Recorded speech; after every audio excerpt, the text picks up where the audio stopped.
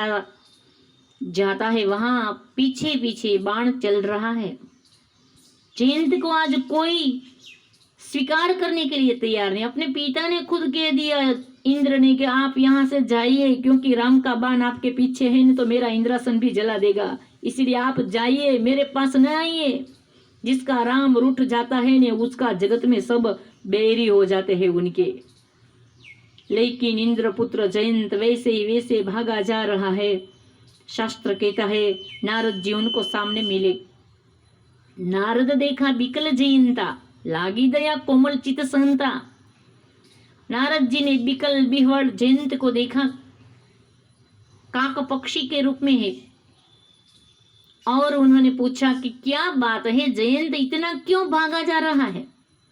जब हम और तुम कहीं के नहीं रहते, उसी वक्त जब जगत प्रत्येक व्यक्ति को धक्का लगा देते हैं, उसी वक्त कोई संत उनको ठान लेते हैं, उठा लेते हैं, उनको साथ देते हैं, सहकार देते हैं, गति देते हैं, आश्वासन देते हैं। कौन? संत। वो स्वीकार ही करता है, सबका स्वीकार करता है संत परमहंस। यहाँ पे इंद्रपुत्र जयंत को नारद जी ने कह दिया, क्यों इतना विकल है, विह्वल क्यों है तुम इतना? लागी दया कोमल चित संता। संत हृदय होता है ने, उनका हृदय बहुत कोमल होता है, नवनीत जैसा होता है। पूछा तू बोल, क्या कष्ट है तेरे लिए? इतना विह्वल हो गया है।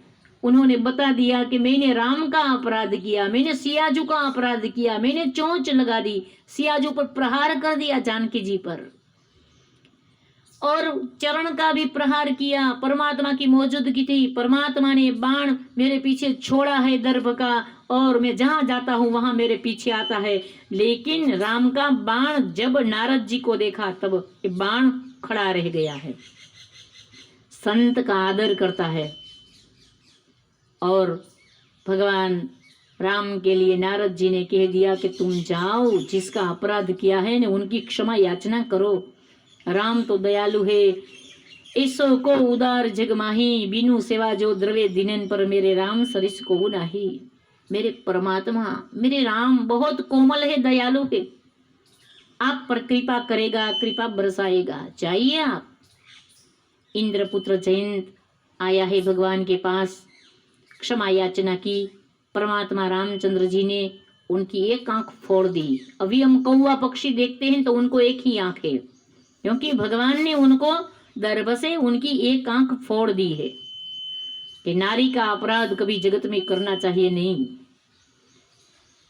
सब पाप के क्षम्य व्यक्ति होते हैं, लेकिन किसी भी नारी का अकारण कोई अपराध कर दे वो क्षम्य नहीं है। इसलिए महादेव कथा गा रहे हैं और उमा को कह दिया कि सुनी कृपाल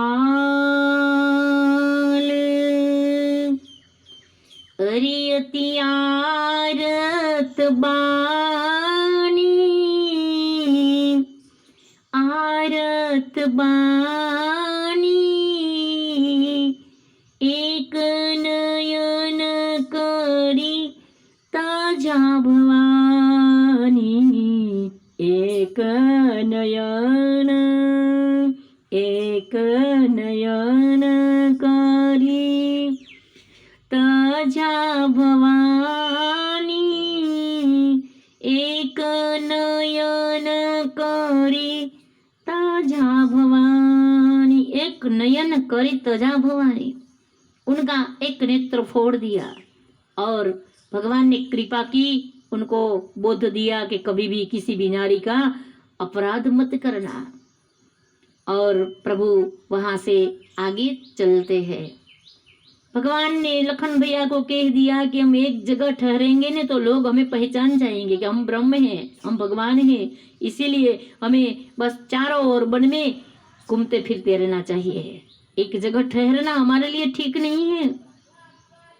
चले जाते हैं परमात्मा। राम लखन जानकी कहाँ गए? बहुत अच्छी बात तुलसी जी ने लिख दी। यहाँ से एक सुंदर प्रकरण शुरू होता है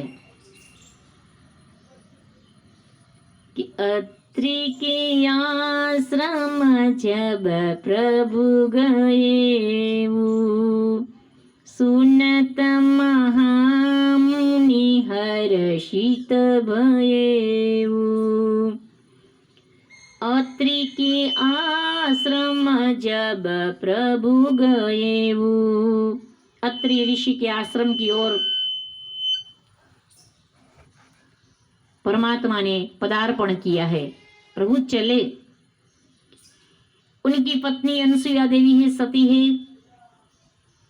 भगवान राम का अत्रि ऋषि ने स्वागत किया, चरण स्पर्श किया, नेत्रों में से अश्रु जड़ बह रहा है और नेत्रों जड़ से, अश्रु जड़ से भगवान का पाद प्रक्षालन किया, भगवान के चरण धोए, चरणामृत लिया, कंदमूल फल दिए।